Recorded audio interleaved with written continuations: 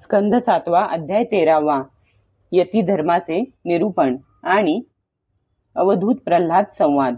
नारद म्हणतात, वानप्रस्थाश्रम स्वीकारलेल्या पुरुषामध्ये जर ब्रह्मविचार करण्याचे सामर्थ्य असेल तर शरीराव्यतिरिक्त इतर सर्व काही सोडून त्याने संन्यास घ्यावा. तसेच कोणतीही अपेक्षा न ठेवता एका गावात एक रात्र राहण्याचा नियम करून पृथ्वीवर संचार करावा.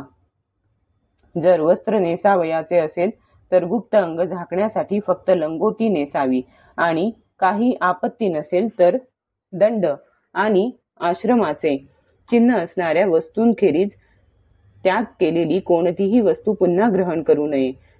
संन्याशाने सर्व प्राण्यांचे हित चिंतावे, शांत राहावे, भगवतपरायण राहावे आणि कोणाचाही आश्रय न घेता स्वतःच रमावे आणि एकट्याने संचार करावा.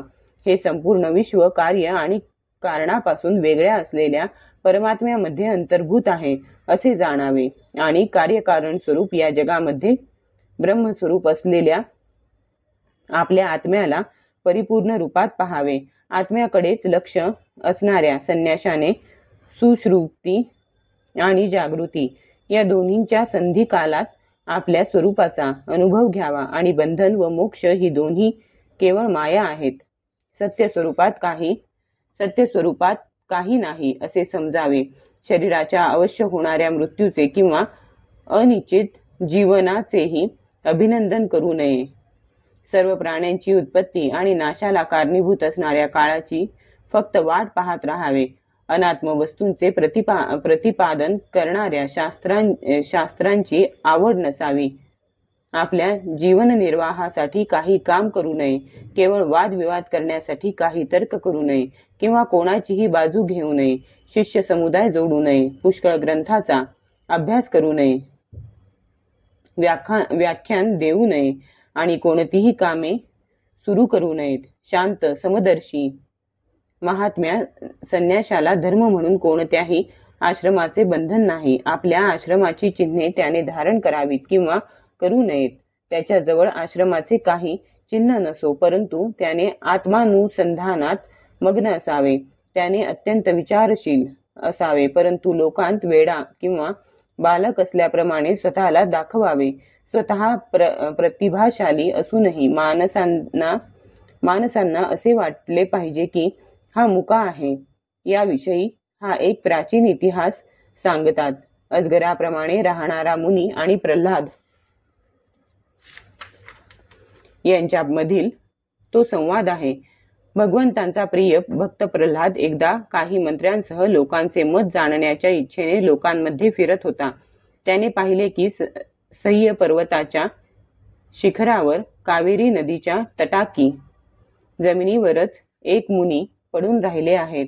त्यांचे अंग धुळीने माखले असल्याने त्यांचे निर्मळ तेज झाकले गेले होते. त्यांचे कर्म, रूप, वाणी आणि वर्ण, आश्रम चिन्हे यांवरून ते कोणी सिद्ध पुरुष आहेत किंवा नाहीत हे लोकांना समजू शकत नव्हते. भगवंतांचा भक्त प्रल्हादाने आपले मस्तक त्यांच्या चरणांवर ठेवून नमस्कार केला आणि विधीपूर्वक त्यांची पूजा करून सत्य जाणून घेण्याच्या इच्छेने त्यांना हा प्रश्न केला. ब्रह्मन उद्योगी आणि भोगी पुरुषांच्या प्रमाणे आपले शरीर धष्टपुष्ट आहे. जगाचा हा नियम आहे की उद्योग करणाऱ्यालाच धन मिळते, धनवानालाच भोग प्राप्त होतात आणि भोगी लोकांचेच शरीर धष्टपुष्ट असते. याखेरीज पुष्टीचे दुसरे कोणतेही कारण असू शकत नाही. आपण तर काही उद्योग करीत नाही, असेच पडून राहता, म्हणून आपल्याजवळ धन नाही. मग आपल्याला भोग कोठून मिळणार? भोगाखेरीजच आपले हे शरीर धष्टपुष्ट कसे? हे विप्रवर, हे आम्ही ऐकण्यासारखे असेल तर सांगावे. आपण विद्वान, समर्थ आणि चतुर आहात. आपले बोलणे अत्यंत अद्भुत आणि प्रिय आहे. असे असताही आपण सर्व जग कर्म करीत असलेले पाहून सुद्धा सभावाने पडून आहात. त्याचे कारण काय? नारद म्हणतात, जेव्हा प्रल्हादाने महामुनींना असा प्रश्न केला तेव्हा त्याच्या अमृतमय वाणीला भुलून हास्य करीत ते म्हणाले. महामुनी म्हणाले, दैत्यराज, सर्वश्रेष्ठ पुरुष तुझा सन्मान करतात. मनुष्यांना कर्मांची प्रवृत्ती आणि निवृत्ती यांपासून काय फळ मिळते ही गोष्ट तू ज्ञानदृष्टीने जाणत आहेसच. तू करीत असलेल्या अनन्य भक्तीमुळे भगवान नारायण सदैव तुझ्या हृदयात विराजमान असतात आणि सूर्य जसा अंधार नष्ट करतो त्याप्रमाणे ते तुझे अज्ञान नष्ट करतात. तरी सुद्धा राजा मी जसे जाणले आहे त्यानुसार मी तुझ्या प्रश्नांची उत्तरे देतो. कारण आत्मशुद्धीची इच्छा असणाऱ्यांनी तुझा सन्मान अवश्य केला पाहिजे. इच्छेनुसार भोग प्राप्त होऊनही तृष्णा कधी पूर्ण होत नाही. तिच्यामुळेच जन्ममृत्यूच्या फेऱ्यात फिरावे लागते. तिने माझ्याकडून अनेक कर्मे करून असंख्य योनींमध्ये मला जन्माला घातले. कर्मांमुळे अनेक योनीत भटकत दैववशात मला ही मनुष्य योनी मिळाली आहे. ही स्वर्ग मोक्ष तर्यग्योनी तसेच या मानव देहाच्या प्राप्तीचे द्वार आहे. संसारातील स्त्री पुरुष सुखाची प्राप्ती आणि दुःखाची निवृत्ती व्हावी यासाठी कर्मे करतात, परंतु त्याचे उलटेच फळ मिळते. हे पाहून मी कर्मांपासून निवृत्त झालो आहे. सुखच आत्म्याचे स्वरूप आहे. सर्व कर्मांपासून निवृत्ती हेच त्याचे शरीर आहे. तसेच सर्व भोग ही मनोराज्ये आहेत. असे समजून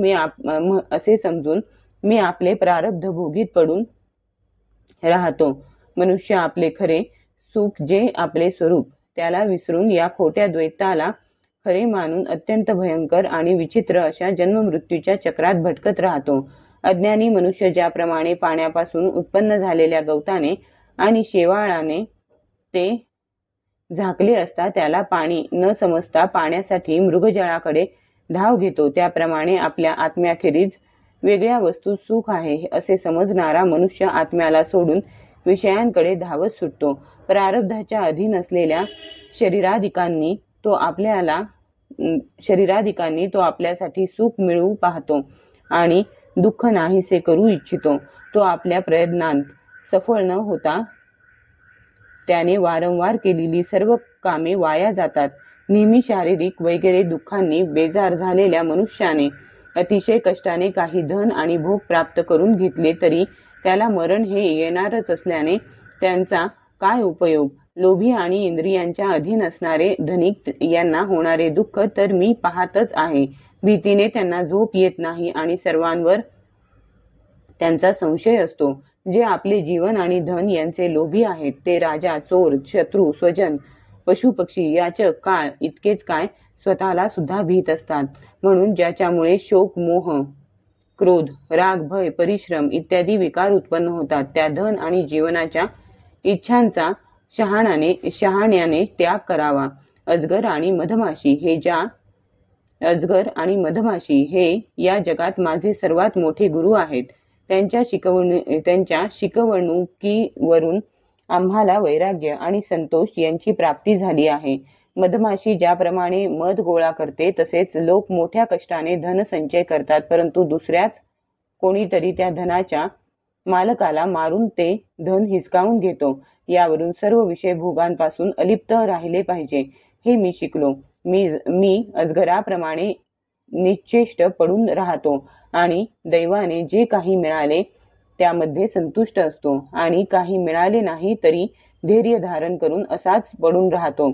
कधी थोडे अन्न खातो तर कधी पुष्कळ, कधी स्वादिष्ट तर कधी बेचव आणि कधी अनेक गुणांनी युक्त तर कधी अजिबात गुण नसलेले, कधी मोठ्या प्रेमाने दिलेले अन्न खातो तर कधी अपमानपूर्वक दिलेले आणि कधी कधी तर आपोआप मिळाल्यावर, कधी दिवसा कधी रात्री तर कधी एकदा भोजन झाल्यावर सुद्धा पुन्हा भोजन करतो. मी आपल्या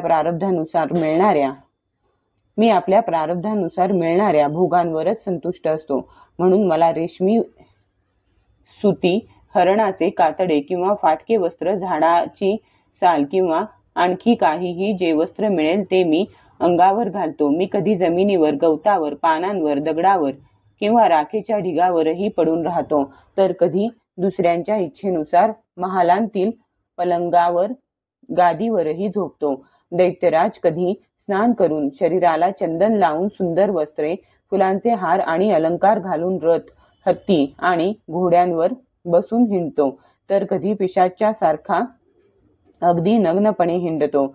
माणसांचे स्वभाव वेगवेगळे असतातच, म्हणून मी कोणाची निंदा करीत नाही की कोणाची स्तुती करीत नाही. मी फक्त त्यांचे कल्याण आणि परमात्म्याशी ऐक्य इच्छितो. सत्याचे अनुसंधान ठेवणाऱ्या मनुष्याने त्याला जे अनेक प्रकारचे पदार्थ आणि त्यांचे भेदाभेद दिसतात त्यांचे चित्तवृत्तीमध्ये हवन करावे. या पदार्थांसंबंधी वेगवेगळे भ्रम उत्पन्न करणाऱ्या चित्तवृत्तीला मनाला सात्विक अहंकाराला महत्त्वाद्वारे मायेत हवन करावे.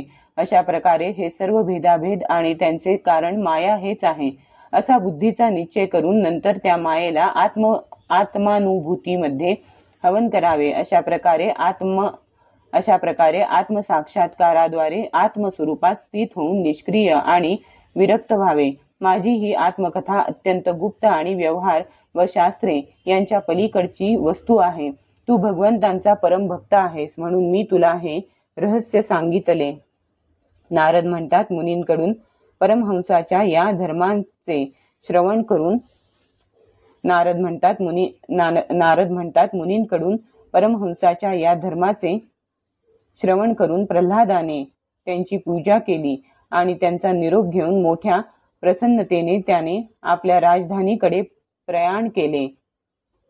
अध्याय 13 समाप्त.